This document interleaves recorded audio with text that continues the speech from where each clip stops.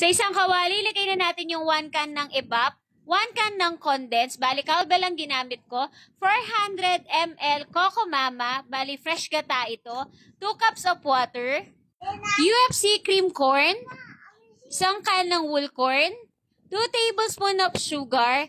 Haluin lang ito ng mabuti, tapos i-turn on natin yung kalan to low heat to medium heat para hindi masunog ang ilalim. Sa isang mangkok, may 1 cup of water ako. Maglalagay tayo dito na 200 grams na cornstarch. Bali, didissolve lang natin ito mga kananay.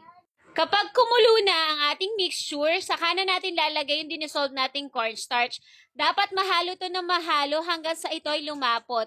Haluin mabuti para hindi masunog yung ilalim.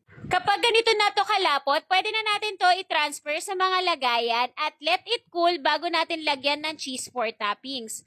At ito na mga kananay, luto na ang ating maha blanca. Kain po tayo!